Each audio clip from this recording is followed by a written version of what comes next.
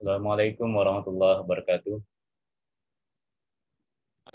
Um, Hamdan wa syukranillah. Salatan wa salaman ala Rasulullah sallallahu alaihi wasallam. Alhamdulillah.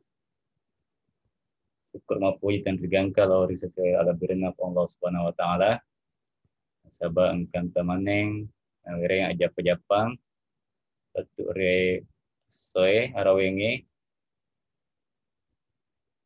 Kalau engka datu dasi merengkalinga baca kita di kita karangana anda guruta Kiai Haji Abdurrahman Ambodale yang hari itu irsyadun nahid ila ilmul faraid yang kai insyaallah membawakan alena Dr. Haji Muhammad Azwar Kamarudin. Ada makanan roh yai waktu malam Pak Diola alena. Silahkan Ustaz, tafadhal. ya. Bismillahirrahmanirrahim. Assalamualaikum warahmatullahi wabarakatuh. Waalaikumsalam warahmatullahi wabarakatuh. Alhamdulillah. Alhamdulillahilladzi anzala alaina al-kitaba wa lam yaj'al lahu 'iwaja qayyiman liyunzira ba'san shadidan min ladunhu wa yubashshira al-mu'minina alladhina ya'maluna as-salihat anna lahum ajran hasanan.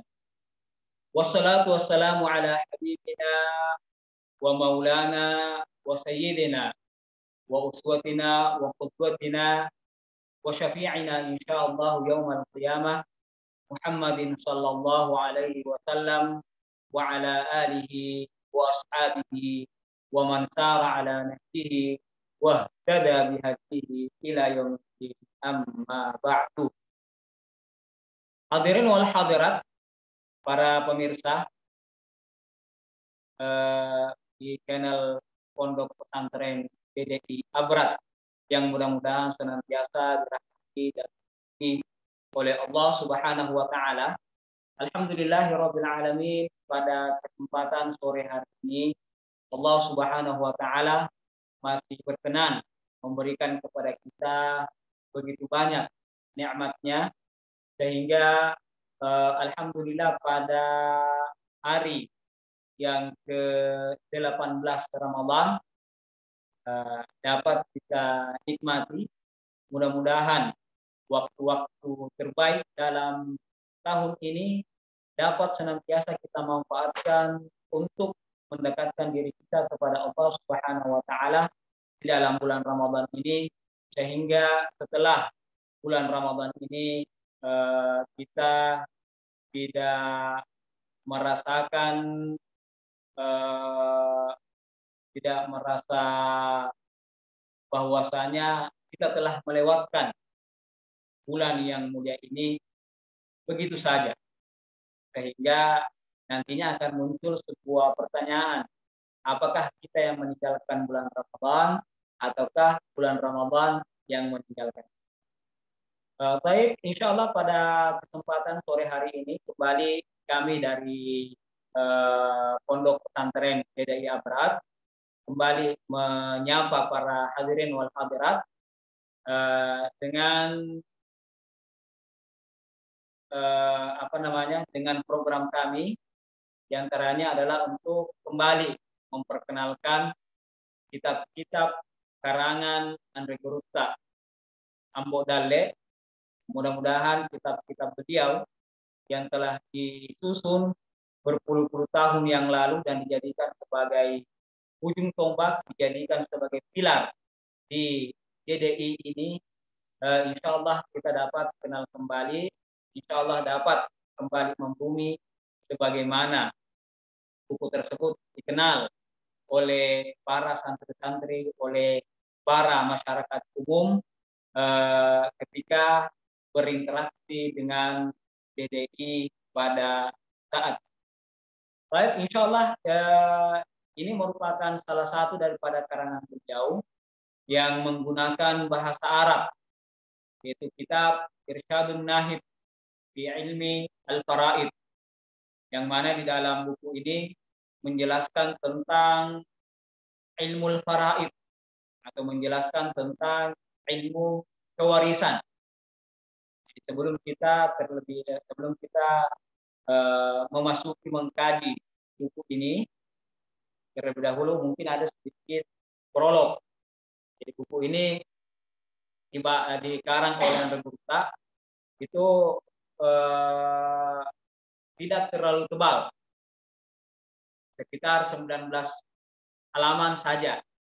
Artinya apa? Artinya dengan 19 halaman ini, insya Allah kalau kita sudah membaca, kita sudah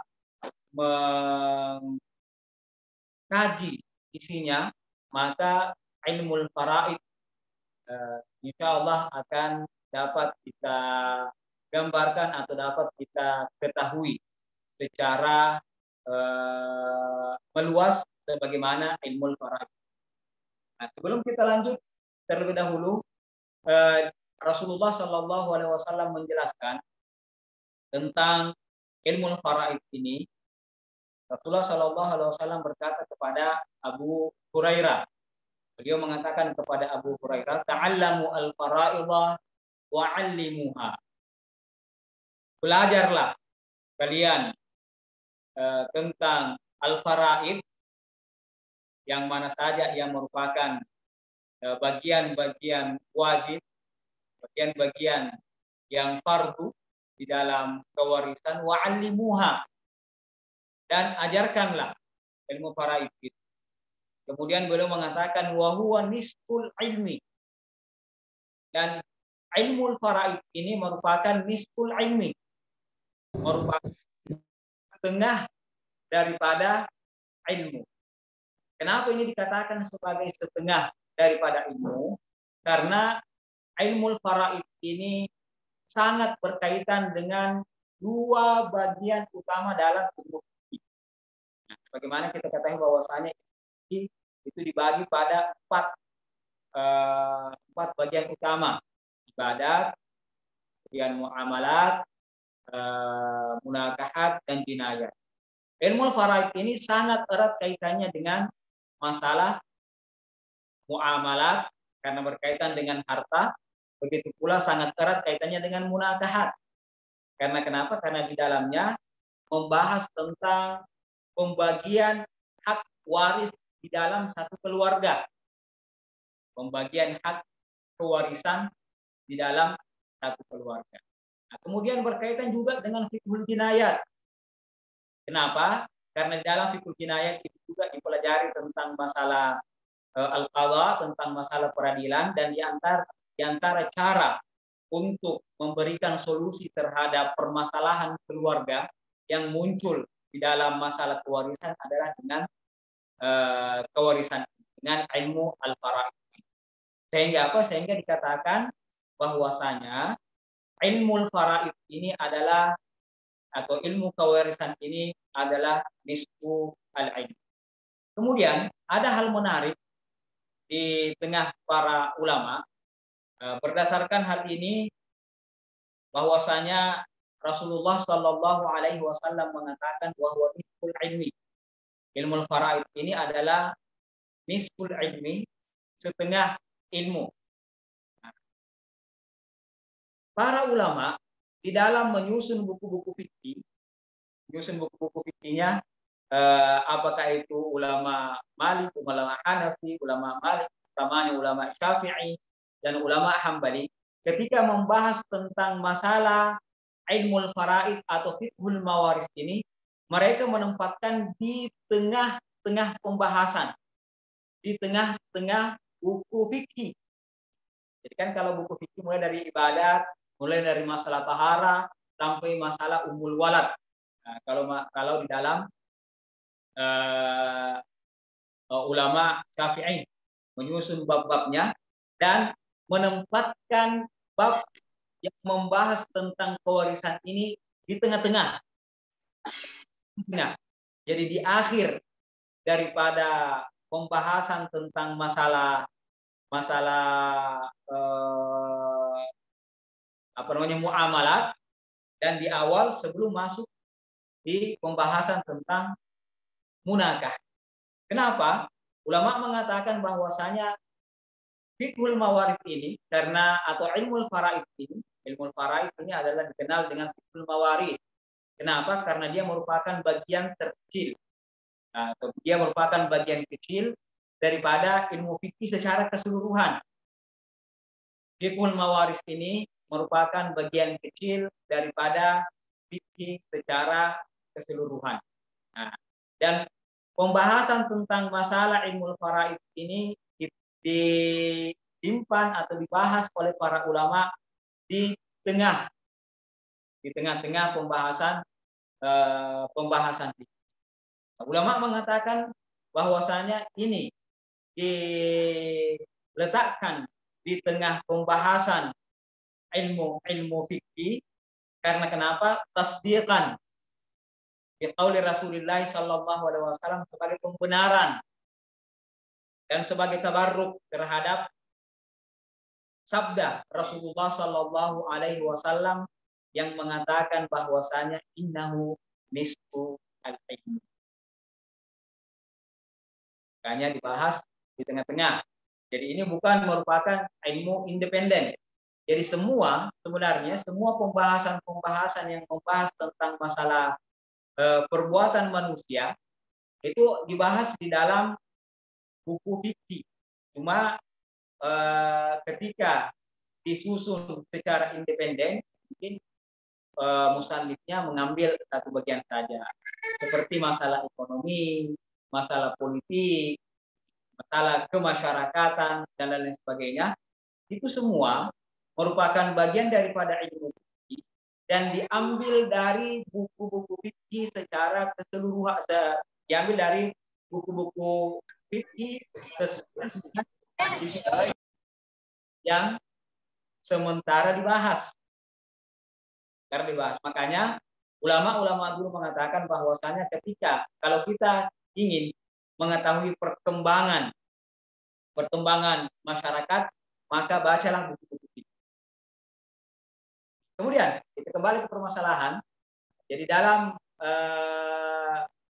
ilmu faraid ini, bagaimana tadi dijelaskan oleh Rasulullah SAW bahwa nisful ilmi, apa innaha nisful ilmi. Kemudian dilanjutkan wahwa yunsa, bahwasanya ilmu ini akan dilupa. Ilmu ini akan dilupa, kata Rasulullah SAW. Dan dilanjutkan wahwa awwalu syai'in yunza'u an ummati. Dan ini merupakan ilmu pertama yang akan dicabut dari umatku. Ilmu pertama yang akan dicabut dari umatku. Makanya diminta untuk belajar dan mengajarkan ilmu faraid ini. Nah, kenapa? Karena dengan adanya kita belajar dan mengajarkan ilmu faraid dan orang semua tahu tentang ilmu faraid, ilmu bagian daripada nanti akan kita bahas tentang pengertian daripada ilmu faraid ini. Nah, ilmu yang membahas tentang kewarisan ini, maka itu akan direalisasikan di tengah-tengah masyarakat. Kalau banyak orang yang tahu. Sekarang kalau kita lihat di tataran fakta sekarang ini, ilmu faraid mungkin sudah banyak dilupakan. Ataukah ada orang yang tahu tapi tidak merealisasikannya secara secara gamblang di tengah-tengah masyarakat. Nanti ditanya baru, oh ya begini penjelasannya begitu. Sehingga di tengah-tengah masyarakat kadang-kadang mereka di dalam masalah kewarisan itu tidak berlandaskan pada ilmu faraid, akan tetapi berlandaskan pada apa? Berlandaskan kepada petua-petua orang tua dulu. Sehingga kadang-kadang di dalam masalah harta itu ada yang dikenal bukan adalah UGM kada mana. Ketika misalnya ada seorang suami kemudian meninggal dan istrinya dan kedua suami istri misalnya ini tidak punya anak atau punya anak tapi jauh, dan ada dulu sawah misalnya diberikan oleh orang tuanya kepada si suami, biasa kejadian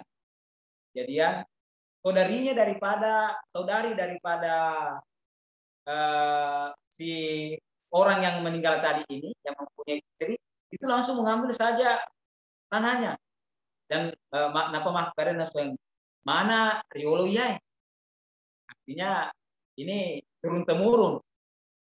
Sebenarnya di dalam bahasa Bugis engkau yang mana ini adalah pemberian dari orang-orang tua dan mana ini seharusnya dibagi berdasarkan ilmu faraid, bukan dibagi berdasarkan apa namanya ini ambil itu yang. Karena kenapa? Harta yang kita miliki di dunia ini itu kepemilikan aslinya sebenarnya kepada adalah miliknya Allah Subhanahu wa taala. Kita ini bukan pemilik asli. Bukan pemilik asli terhadap harta yang kita miliki di muka bumi ini. Akan tetapi pemilik hakiki daripada semua harta, utamanya yang kita miliki yang ada ada di tangan kita, itu sebenarnya bukan milik kita, akan tetapi miliknya Allah Subhanahu wa taala. Buktinya apa? Buktinya bahwasanya ketika ada orang meninggal itu tidak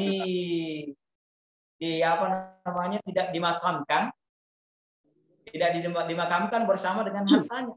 Ada orang punya mobil 10, rumah 50, ya kan? Sawah sekian dan lain sebagainya, itu tidak akan cukup dimakamkan bersama dengan orang tersebut. Akan tetapi hartanya kalau dia meninggal itu kembali lagi kepada Allah Subhanahu wa taala. Maka ketika kembali kepada Allah Subhanahu wa taala, Allah Subhanahu wa taala lah yang akan membagikan harta tersebut. Berarti sehingga ketika kita melihat ayat-ayat yang berhubungan dengan permasalahan pembagian harta ini, Allah Subhanahu wa taala akan menjelaskannya secara gamblang. Tidak multitafsir sebagaimana ayat-ayat hukum yang lain.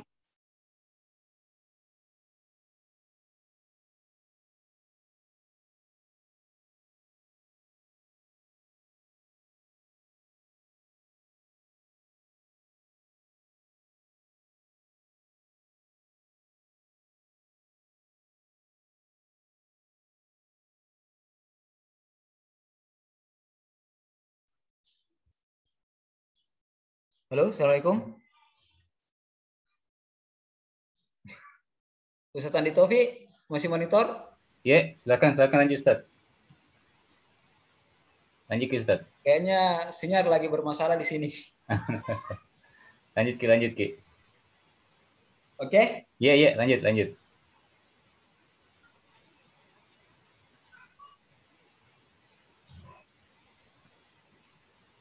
Ya, kita lanjut. Suara saya masih kedengaran, Ustaz? Iya, bagus. Baik. Ya. Jadi ayat-ayat Al-Quran yang membahas tentang masalah kewarisan itu Allah Subhanahu wa taala menurunkannya secara gamblang. Sehingga apa? Sehingga ayat-ayat yang berkaitan tentang masalah kewarisan termasuk ayat-ayat yang tidak multitafsir. Tidak multitafsir. Sehingga pembahagiannya semua ulama biasanya sepakat.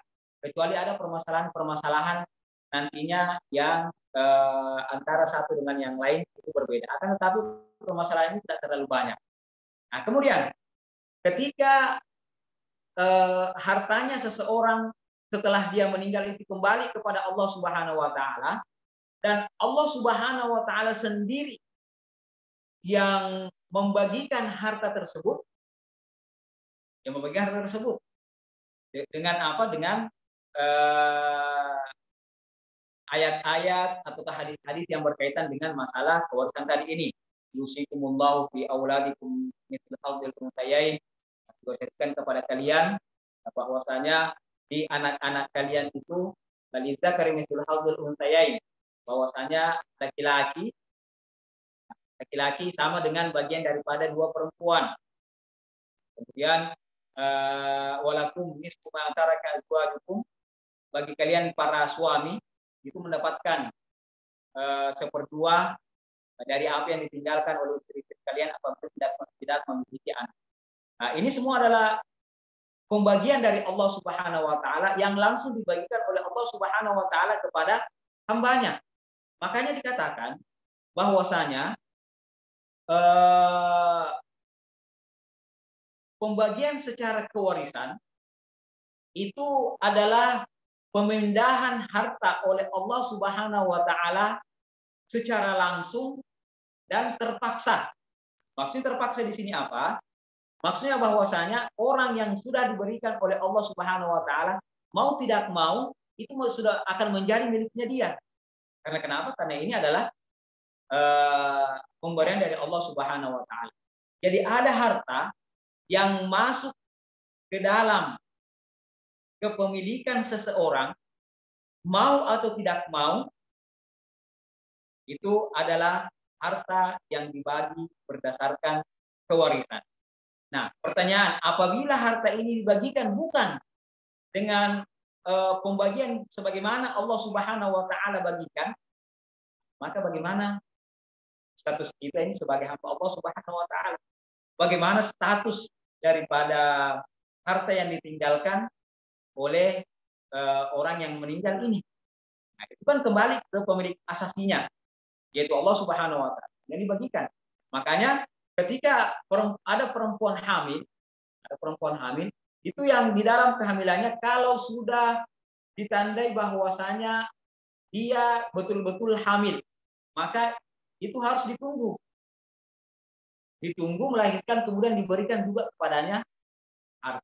Nah, makanya tidak heran bahwasanya ada orang yang masih bayi baru lahir ternyata dia memiliki harta yang banyak. Karena kenapa? Karena dia mendapatkan pewarisan dari orang yang mewariskan hartanya kepada dia berdasarkan pembagian dari Allah Subhanahu wa taala. Jadi ini salah satu. Nah, dikatakan ada dua harta yang langsung masuk ke dalam pemilikan seseorang, itu mau atau tidak mau. Karena itu adalah pemberian Allah Subhanahu wa taala. Yang pertama adalah harta warisan, yang kedua adalah mahar terhadap istri. Mahar terhadap istri ini itu adalah pemberian langsung dari Allah Subhanahu wa taala yang mana diwajibkan kepada laki-laki untuk memberikan kepada perempuan, dan itu harus diberikan. Makanya perempuan yang menikah harus ada maharnya. Seperti Ustadz Abdul Samad yang baru-baru menikah memberikan kepada istrinya 244 gram emas yang bernilai, dan itu langsung masuk, harus ada yang diberikan, dan itu adalah itu berasal dari Allah Subhanahu wa taala yang memberikan langsung kepada perempuan. Dan siapa yang diwajibkan? Diwajibkan kepada laki-laki. Begitu pula kewarisan ini. Kewarisan ini harta tadi kembali kepada Allah Subhanahu wa taala dan nanti dibagikan kepada Allah Subhanahu wa taala kepada. Nah, kemudian bagaimana kalau tidak muncul mungkin pertanyaan, bagaimana kalau harta harta dari si orang meninggal ini itu tidak diwariskan berdasarkan kewarisan, akan tetapi diwariskan berdasarkan kesepakatan. Apakah itu boleh atau tidak boleh? Berdasarkan kesepakatan. Nah, pertama, ini ulama membahas hal ini. Pertama-tama bahwasanya ada orang yang membagi harta berdasarkan apa yang telah dikatakan oleh bapaknya atau apa yang telah dikatakan oleh kakeknya misalnya terhadap harta tersebut. Nah, bagaimana statusnya? Yang pertama, itu harus diberitahukan. Yang pertama, dan ini utama, itu harus diberitahukan kepada tiap-tiap ahli waris bahwasanya bahagian kamu sebenarnya adalah sekian. Kemudian apa? Kemudian kalau mau setelah itu mau dibagi rata misalnya perempuan dapat 2, laki-laki juga dapat 2, perempuan dapat 1, sebagaimana laki-laki juga dapat 1, dan lain sebagainya. Nah, maka itu terserah dia nantinya. Yang penting diberitahukan dulu. Kemudian setelah dibagi, syaratnya itu semua ahli waris harus sepakat. Semua ahli waris harus sepakat. Maksudnya oke, saya karena banyak yang saya dapat, tidak apa-apa saya berikan bagian saya kepada. Ini kalau pembagiannya secara lisan. Pembagian secara lisan dan semua sepakat, maka itu boleh. Dengan syarat tadi yang pertama, harus diberitahukan bagian yang telah diberikan oleh syarak kepada tiap-tiap ahli waris. Yang kedua adalah semua ahli waris harus sepakat tentang pembagian tersebut. Kalau ada yang tidak sepakat satu ahli waris, maka ini tidak jadi. Kalau ada satu orang, meskipun itu merupakan perkataan orang tuanya dan lain sebagainya, kemudian yang lain semua sudah sepakat, dan ada satu orang, jadi ini tidak boleh di voting, tidak boleh voting. Mana suara terbanyak? Apakah yang mau ikut atau tidak? Tidak. Kalau ada satu orang yang tidak setuju dengan pembagian seperti itu, maka pembagian itu tidak berlaku bagi dia. Akan tetapi yang berlaku bagi dia adalah pembagian yang telah ditetapkan oleh Allah Subhanahu wa taala di dalam. Itu yang pertama. Kemudian yang kedua, apabila pembagian ini berdasarkan wasiat, tulisan, ditulis. Bukan kalau ditulis, maka itu jatuhnya wasiat. Saya berikan ini kepada ini, dan ini, berikan ini, diberikan ini. Nah, wasiat ini, sebagaimana di dalam sebahagian mazhab atau di dalam mazhab Syafi'i misalnya, wasiat harta itu tidak bisa dan tidak boleh diberikan kepada ahli waris. Itu yang pertama. Kemudian yang kedua, wasiat ini cuma boleh dilaksanakan sepertiganya saja. Jadi kalau tulisan dan bukan kepada ahli waris, itu sepertiga saja. Kalau ada misalnya anak angkatnya karena dia meskipun misalnya dia dulu yang yang jaga misalnya waktu sakit dan lain sebagainya, maka diberikan wasiat. Saya memberikan misalnya setengah daripada tabungan yang ada. Kemudian rumah saya yang 4 buah itu 2 rumah saya diberikan kepada anak angkat ini.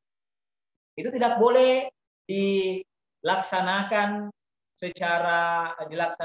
wasiat ini, meskipun wasiat tersebut tertulis, tidak boleh dilaksanakan 100%. Karena kenapa? Karena itu itu dibatasi dalam hadis Rasulullah Shallallahu Alaihi Wasallam, bahwasanya pelaksanaan wasiat ini hanyalah sepertiga daripada apa yang diwasiatkan. Jadi itu, kalau itu adalah tulisan dan berbeda seperti yang tadi di yang pertama, sepertiganya saja. Dan wasiat itu tidak berlaku kepada ahli waris. Nah, kemudian ini kadang-kadang muncul sebuah persepsi di tengah masyarakat mengatakan bahwasanya ada misalnya ada seorang bapak memiliki anak misalnya 5, dan salah satu di antaranya yang istilahnya mengasuh ketika tua, dia tinggal bersama ketika tua dan sebagainya, kemudian mengatakan bahwasanya dia harus mendapatkan harta lebih banyak daripada yang lain. Nah, ini merupakan persepsi yang salah. Karena kenapa? Karena yang pertama, kewajiban kita terhadap orang tua itu tidak bisa dinilai dengan harta. Tidak bisa dinilai dengan harta. Karena itu adalah kewajiban kita. Dan kewajiban seorang anak terhadap orang tuanya ketika misalnya sudah tua dan lain sebagainya, itu merupakan suatu hal yang harus dikerjakan. Dan imbalannya bukan harta, tetapi imbalannya adalah pahala. Maka ini tidak benar kalau dia mengatakan saya telah mengeluarkan ini, saya telah mengeluarkan itu. Ya, itu adalah harta yang dikeluarkan, dan hal tersebut akan mendapatkan pahala dari Allah Subhanahu wa taala. Setiap infak yang kita keluarkan kepada keluarga, apakah kepada istri, apakah kepada anak, atau kepada orang tua dan lain sebagainya, maka itu nanti akan mendapatkan balasan dari Allah Subhanahu wa taala. Kalau ini mau dibandingkan dengan warisan, maka itu sangat-sangat tidak sebanding. Nah, makanya orang yang mengerti terhadap ilmu mawarith ini, maka dia akan mengembalikan harta itu kepada pemiliknya, kepada Allah Subhanahu wa taala. Selanjutnya setelah Allah Subhanahu wa taala membagi, maka dia ridha dengan apa yang telah dibagikan oleh Allah Subhanahu wa taala. Tidak memiliki kira, tidak memiliki lagi punya doa. Kenapa saya ini begini? Kenapa saya ini seperti ini? Saya kan sudah banyak mengeluarkan uang, saya sudah banyak mengeluarkan ini dan lain-lain. Jadi seperti itu. Itu pembagian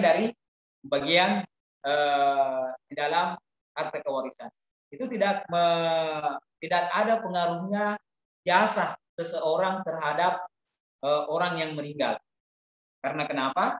Karena ini adalah pembagian yang mana pembagian ini telah kembali kepada Allah Subhanahu wa taala, dan Allah lah yang akan membagikan, dan itu harus seperti itu. Makanya ilmu faraid ini adalah ilmu yang sangat-sangat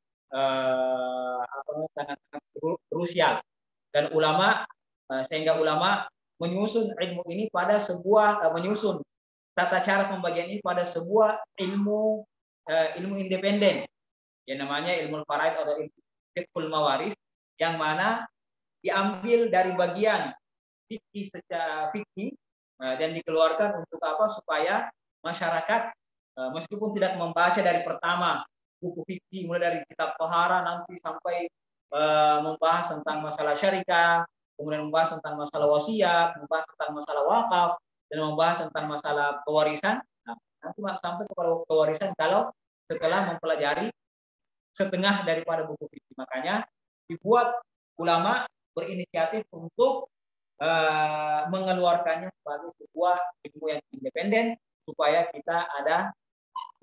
kita memiliki concern terhadap harta tersebut. Itu yang pertama. Kemudian yang kedua, hal ini dibahas dengan dalam satu ilmu tertentu.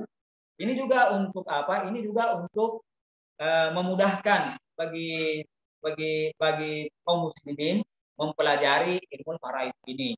Karena kenapa? Karena pembahasannya panjang dan sedikit rumit. Dan ini merupakan matematika terapan bagi pelajar syariah. Dan di dalam ilmu faraid ini juga kita bisa melihat bahwasanya ulama kita dulu itu mereka tidak mereka sangat mengerti yang namanya matematika. Sangat mengerti yang namanya matematika.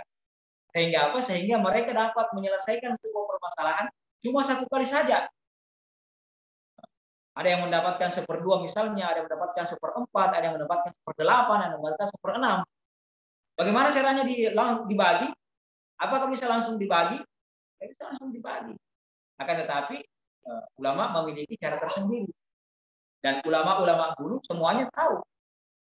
Kalau ada kalau ada ulama yang mu'tabar dari kalangan fuqaha, itu pasti adalah seorang ahli matematika juga. Seorang ahli matematika juga. Seperti itu.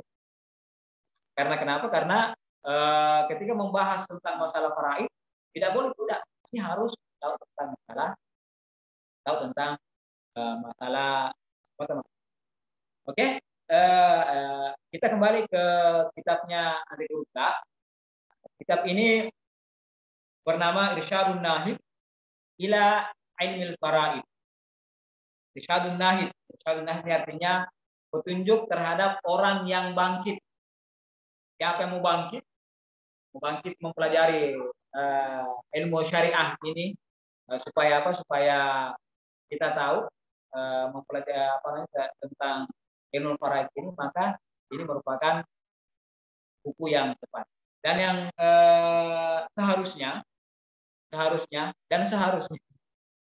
kalau saya pribadi melihat ini bagusnya yang diajarkan, dijadikan sebagai bahan ajaran di madrasah-madrasah DDI. Dengan apa? Sebelum diajarkan mungkin guru yang bersangkutan memberikan syarah. Karena kenapa? Karena saya lihat beliau membahas ini sangat dipres, sehingga tinggal 19 halaman. Sehingga pembahasannya itu kadang-kadang pada satu bab agak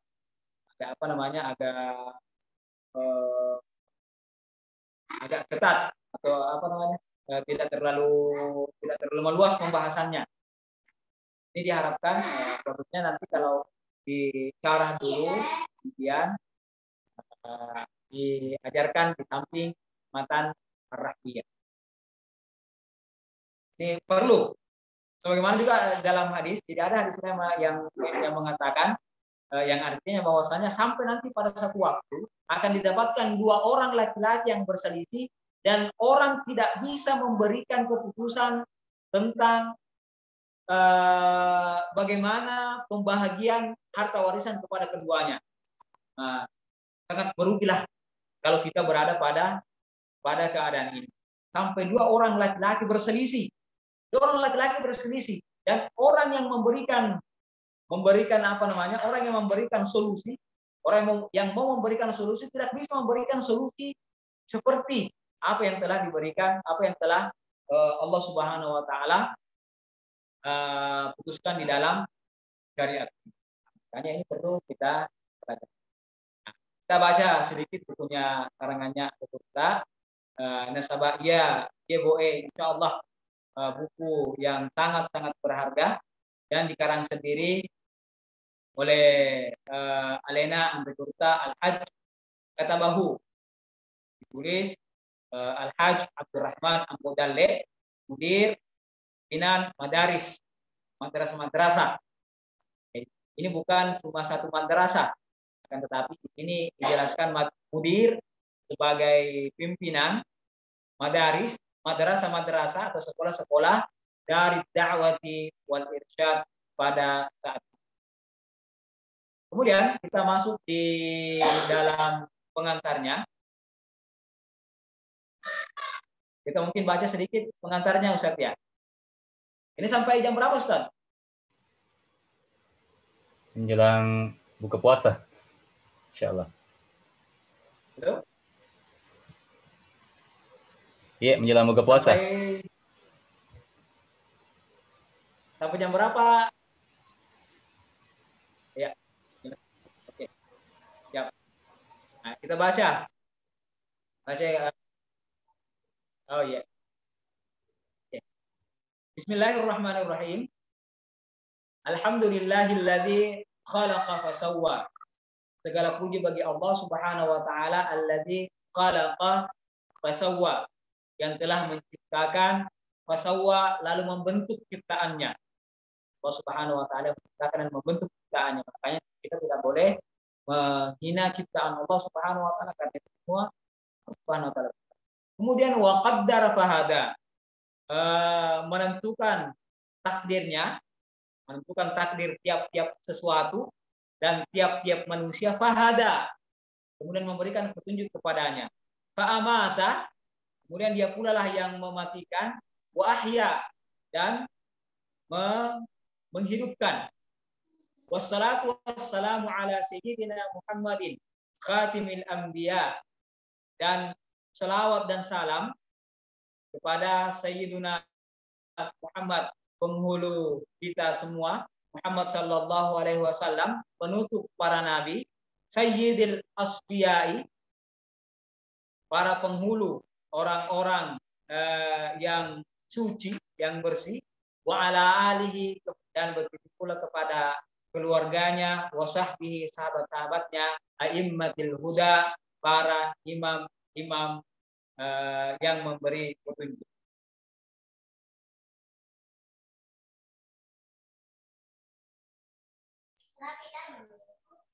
Oke. Selanjutnya wabah. Dan selanjutnya fahadhihi, Andre Gurta mengatakan fahadhihi risalatun mukhtasaratun. Beliau memang mengatakan bahwasanya ini merupakan risalah mukhtasarah. Ini merupakan tulisan mukhtasarah, tulisan pendek. Ini adalah tulisan mukhtasarah, tulisan pendek atau tulisan yang ringkas. Tashmalu ala syai'in min masailil faraidi al-mu'tabarah, yang mencakupi ala syai'in, mencakupi sesuatu min masailil faraidil mu'tabarah, dari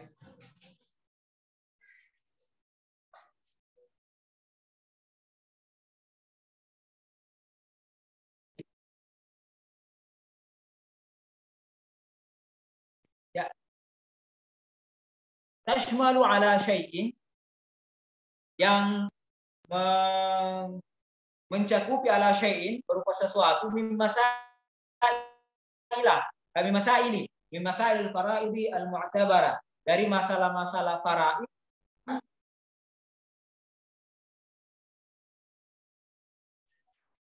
dari permasalahan-permasalahan faraid yang mu'tabarah.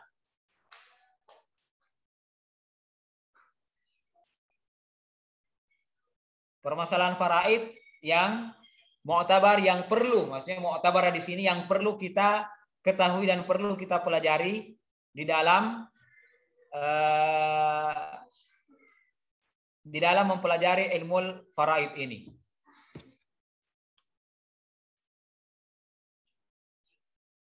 Nah, kemudian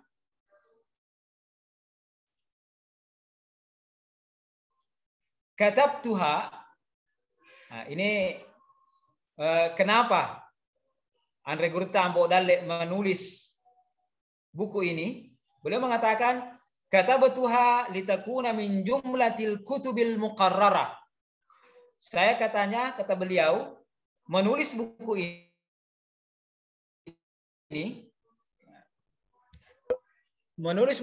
ini litakuna,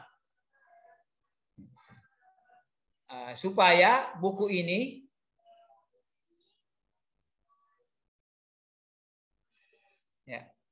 litakuna min jumlatil kutubil muqarrarah, agar buku ini menjadi di antara buku-buku yang dijadikan sebagai muqarrar, atau di antara buku-buku yang dijadikan sebagai diktat pelajaran fi madarisi dari da'wati wal irsyad.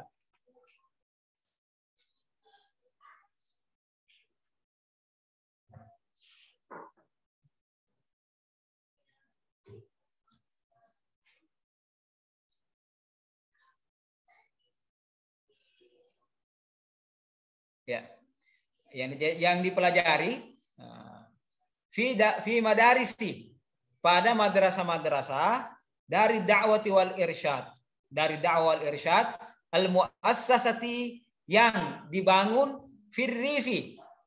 Apakah dibangun di arif, di pedesaan, wal biladi, ataukah di negeri kita secara keseluruhan. Artinya apa? Artinya bahwasanya buku ini memang diperuntukkan oleh Andre Gurta Ambo Dalle untuk dijadikan sebagai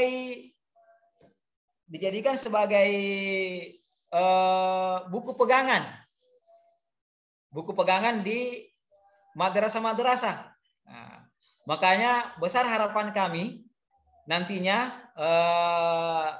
insya Allah kalau programnya jalan, dan doakan kami mudah-mudahan kami dapat menyusunnya kembali, menuliskannya kembali, kemudian bisa disebarkan di apa namanya, bisa disebar di pondok-pondok pesantren atau di DDI yang ada di Sulawesi Selatan khususnya, supaya buku ini kembali dijadikan sebagaimana tujuan utama Andre Gurta menulis buku ini adalah untuk dijadikan sebagai Al-Kutubul Muqarrarah, dijadikan sebagai kitab pegangan atau kitab yang dijadikan sebagai bahan ajaran di madrasah. Wasammaituha, madrasah DDI. Wasammaituha, kata Andre Gurta, dan saya menamakannya Irsyadun Nahid ila Ilmil Faraid. Dan saya menamakannya dengan Irsyadun Nahid ila Ilmil Faraid. Hadza, oleh karena itu inilah yang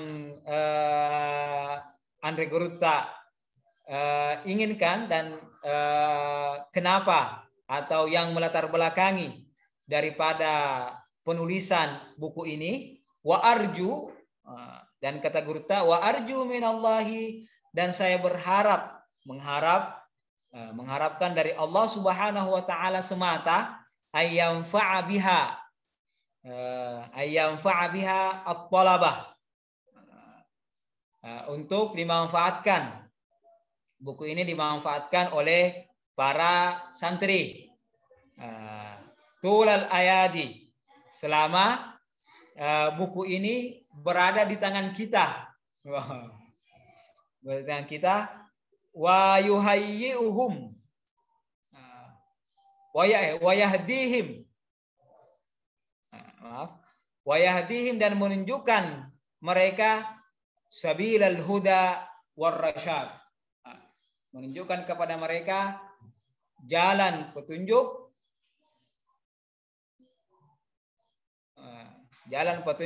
dan ar-rasyad, petunjuk. Al-huda, petunjuk secara umum, ar-rasyad adalah petunjuk yang didapatkan untuk kehidupan kita di muka bumi ini.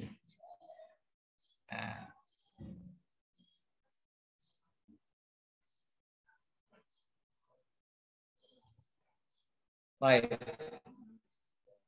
Ini beliau Andre Gurta tulis, penulisnya di ujung baru Pare, dan ditulis pada tahun 1370 Hijriah.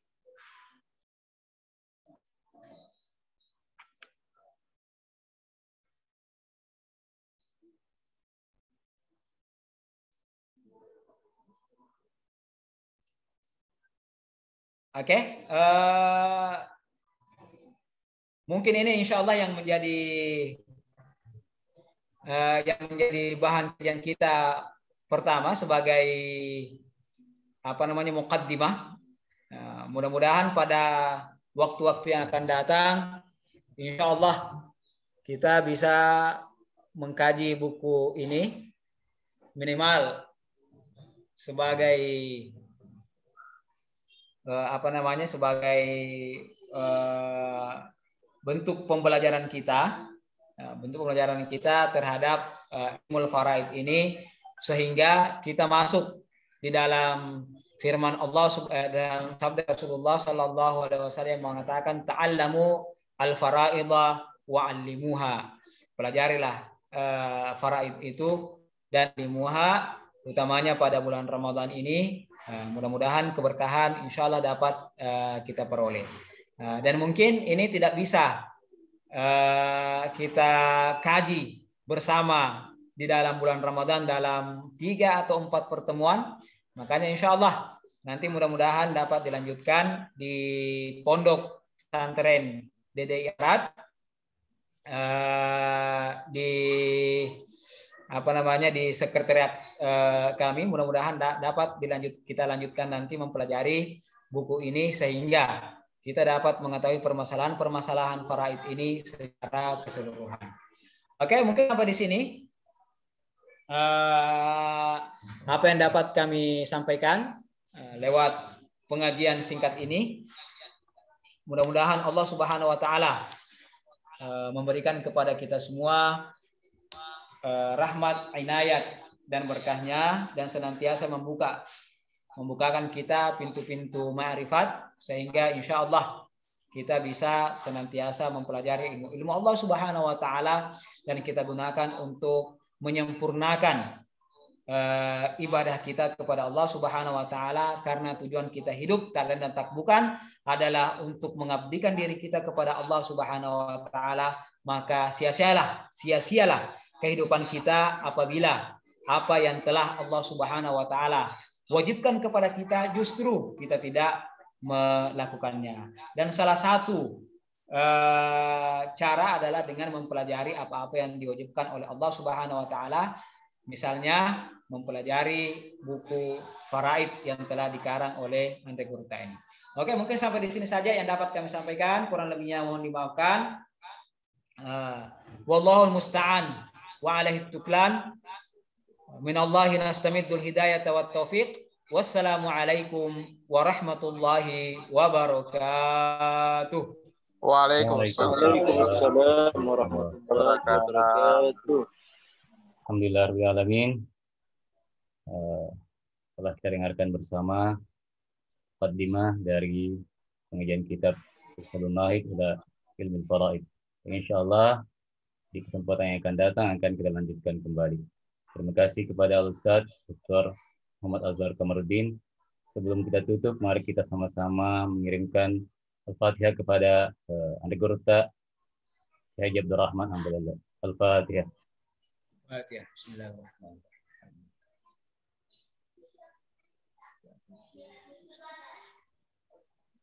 Amin amin ya rabbal alamin. Terima kasih banyak atas kehadiran tak semua. Selamat berbuka puasa. Assalamualaikum warahmatullahi wabarakatuh. Waalaikumsalam warahmatullahi wabarakatuh.